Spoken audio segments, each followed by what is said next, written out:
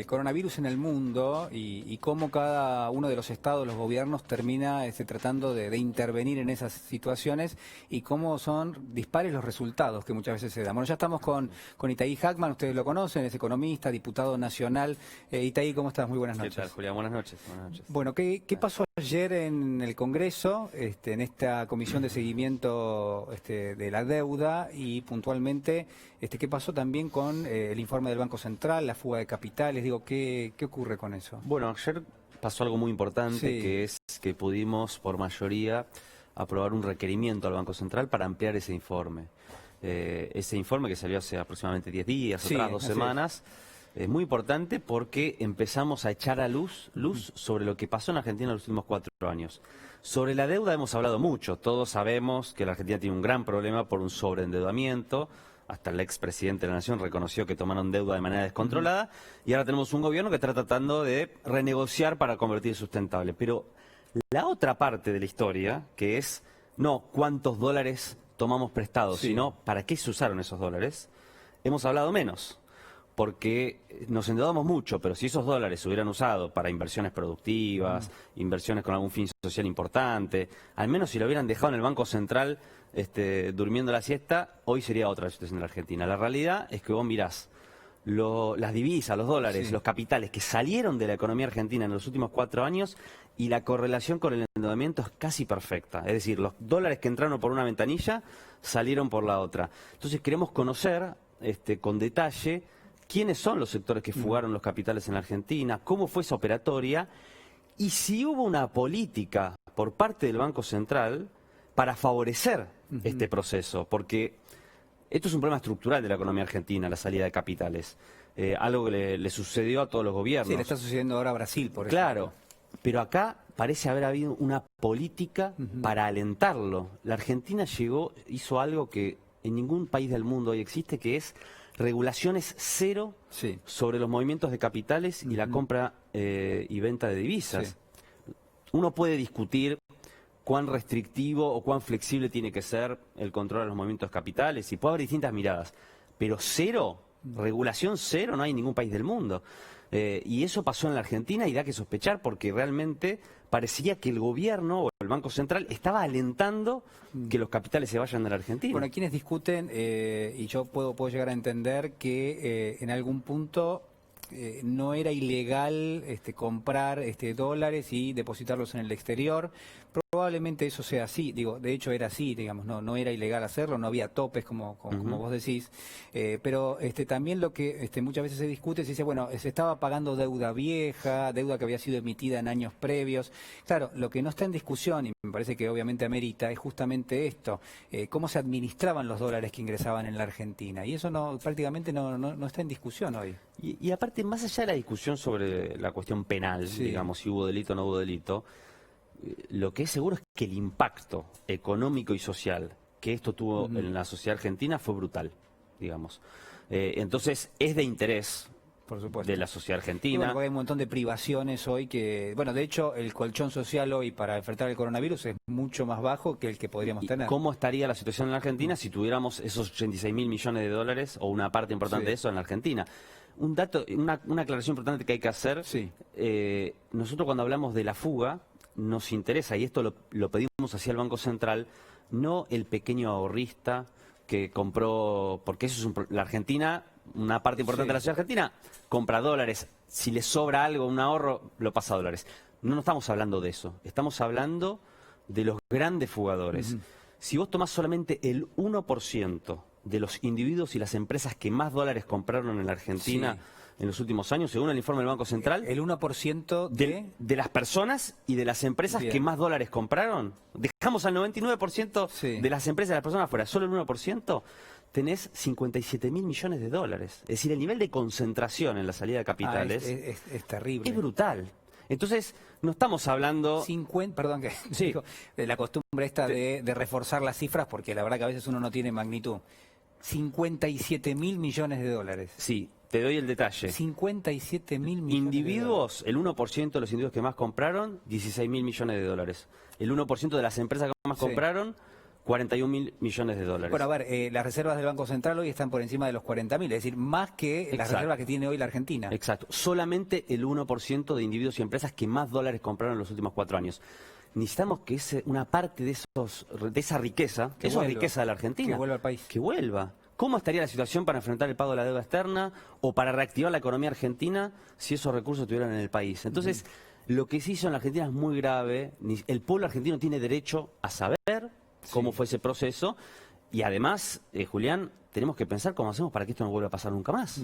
Porque cuando nosotros decíamos el nunca más a los procesos de sobreendeudamiento y fuga de capitales, bueno, evidentemente habrá que modificar algunas normativas. Tiene que pasar por el Congreso, Sí. pero a veces, ni siquiera eso a veces es una, bueno, obviamente que es una garantía en términos republicanos, pero digo, qué sé yo, se han aprobado cosas que conspiraron contra la gente, sí, a veces en el Congreso también. Pero imaginemos el mejor escenario posible, que el gobierno logra un acuerdo con los acreedores, se resuelve, digamos, o por lo menos se encamina el problema de la deuda, logramos reactivar la economía argentina después del desastre que estamos viviendo, y dentro de 4, 8, 12 años viene un gobierno y en 4 años pone patas para arriba la Argentina, endeuda al país y avala esta fuga de capitales. Y entonces cada 10 años estamos cayendo en crisis. No podemos darnos el lujo de que esto siga pasando. ¿Y cómo relacionás esto, que me estás contando, que obviamente es urgente y es importante, con la situación social en este momento, los recursos que tiene el gobierno para atender justamente las necesidades y las críticas que muchas veces se cruzan en la esfera pública, ¿no? Obviamente la situación es muy delicada. Recién en el informe igual, la realidad es que uno mira lo que pasa en otros países, incluso países vecinos, y la verdad es que con todos los problemas y errores que puede haber en la Argentina, la realidad es que uno siente que estamos haciendo las cosas bien, digamos, Pero, ¿no? a ver, claro, porque ahora, en otros países hubo una cuestión de negligencia, uno puede, no en todos, pero por supuesto donde hubo muchas muertes. Ahora, en la Argentina lo que tenemos la particularidad es que hay bolsones de pobreza muy importantes. Sí, igual déjame decirte que en esos países donde están viviendo una crisis humanitaria tremenda, que cuentan de decenas de miles los muertos, el impacto también social y económico, eso va a ser brutal. Esta idea de privilegiamos la economía y no la salud es una mentira. ¿No crees en esa disyuntiva entre economía y salud? Pero fíjate cómo está la economía de Brasil, cómo está la economía de Estados Unidos, cómo se disparó el desempleo. Es decir, los gobiernos que supuestamente quisieron cuidar la economía, igual la terminan destruyendo. Estuvo muy bien el presidente cuando dijo, la crisis la provoca la pandemia, no la cuarentena. En los países que hay cuarentena y en los países que no hay cuarentena, la crisis existe igual. Y es más, estoy convencido de que los países que no cuidaron la salud, que no cuidaron la vida de la gente, no solamente van a tener sobre sus espaldas una tragedia humanitaria, sino que además van a tener más dificultades para reactivar sus economías, no tengo duda. La situación social en Argentina es muy delicada. Y nosotros necesitamos, el Estado está haciendo un gran esfuerzo, un esfuerzo fiscal muy importante, con transferencias directas a las familias, con transferencias directas a las empresas. No alcanzan los recursos, no alcanza con el esfuerzo que hace el Estado. Por eso, y esto también es una cuestión que vamos a tratar en el Congreso, espero en las próximas semanas, además del esfuerzo que hace el Estado, tenemos que decir, bueno, los sectores que tienen alta riqueza acumulada, más allá del cruce que podríamos hacer para ver si algunos de esos también son parte de los fugadores de los cuales hablábamos recién, pero es probable. No lo sabemos. Pueden hacer un aporte también, deben hacer un aporte. O sea, nosotros no podemos permitir que semejante crisis recaiga solamente en un sector de la sociedad argentina. Bueno, hoy hubo una reunión en el Ministerio de Economía, estuvo Martín Guzmán, estaba también el Gabinete Económico, y por lo menos por la información que yo tengo, se trató el tema del presupuesto 2021, del proyecto de ley, que va a ser enviado en septiembre recién, pero ya se empezó a discutir ahora, y uno se pregunta, bueno, pero ¿por qué se empezó a discutir tan temprano? Bueno, primero porque la Argentina no tiene presupuesto este año y prorrogó el del año pasado, pero en segunda instancia, y más importante, porque viene una reforma tributaria, y porque esa reforma tributaria, me decían, lo que va a hacer es ponerle un elemento de progresividad, es decir, paga más aquel que más tiene, paga menos aquel que menos tiene, punto, digamos. Eso es lo que se está trabajando en este momento. Esto es muy importante, Julián, muy importante. Te diría, cuando lo dijo el presidente hace unos días atrás y el ministro de Economía, Guzmán, es muy importante, imagínate, esto primero es una deuda pendiente, ¿hace cuánto que venimos hablando en Argentina de que hay que hacer una reforma tributaria, que tenemos un sistema muy regresivo? Claro. Y porque se paga el consumo, por ejemplo. Exacto, digamos. El consumo, el trabajo, la producción y muy poco la riqueza acumulada. Que en la Argentina los ricos pagan pocos impuestos, lo opinó hace pocos meses atrás Angela Merkel, ¿no? Digo, no es una opinión de un militante del Frente de Todos, que es, digamos, a cual nadie podría acusar, que yo sepa, Pero, sin embargo, se hace como Vox Populi esto de que hay presión impositiva en la Argentina. Esto es, yo creo, una opinión, que hay sectores de la sociedad que sí tienen presión impositiva. Claro. Y que quizás una parte de la responsabilidad de esa presión impositiva es que los sectores de ingresos más altos no tributan tanto, ¿es así? Exacto. De hecho, a ver, para bajarle los impuestos que paga una pyme, para bajarle los impuestos, bueno, seguramente va a haber que cargar más a otros sectores. La discusión no es, a veces la discusión se plantea en términos de, bueno, hay que bajar o subir los impuestos. Como una máxima. Bueno, está planteado en todos lados. Eso. Bueno, pero ¿cuáles? Por ahí hay que bajar algunos y hay que subir otros. No es bajar o subir. Entonces, a lo mejor algunos impuestos hay que subir porque pagan poco. Por ejemplo, los sectores de altos ingresos, altísimos ingresos. La parte patrimonial, ¿no? La parte patrimonial en Argentina. La parte patrimonial en Argentina prácticamente no hay impuesto a la herencia. Y otros impuestos hay que bajarlos. Y efectivamente hay que bajarlos para que las pymes, por ejemplo, tengan menos carga tributaria. Sí. Entonces, ojalá, mira, que en la Argentina podamos avanzar en una discusión de esta naturaleza. Quizás hace 6 meses nos parecía imposible. Y hay cosas que nos generó esta pandemia, yo creo que de esta crisis que estamos viviendo, que también presentan oportunidades.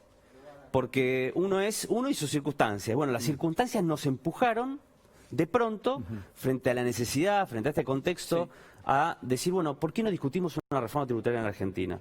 Yo creo que eso, la verdad, sería un paso muy importante, no solamente para reconstruir la economía después de esta crisis brutal que estamos viviendo, para construir una sociedad más justa y más igualitaria, que es el objetivo, ¿no? En definitiva, me parece que ojalá realmente esto pueda ser un debate, que la sociedad argentina podamos hacer un aprendizaje. Nos quisieron vender durante muchos años que acá el problema en la Argentina era que había un sector pequeño, supuestamente, que se esforzaba, laburaba, pagaba impuestos para sostener un Estado monstruoso que subsidiaba a gente que cobra un plan y no labura. Que no trabaja. Bueno, no, en realidad la Argentina es al revés. Tenemos un sector muy pequeño que fuga capitales, que acumula riquezas y no paga impuestos, que deforesta el medio ambiente, y esas prácticas son las que nos impiden construir un país más parecido al que queremos. Bueno, tenemos que cambiar eso y creo que estamos en aprovechar este contexto para hacerlo. Gracias, Itaí. A vos, Julián. Muy amable, muchísimas gracias. Un abrazo.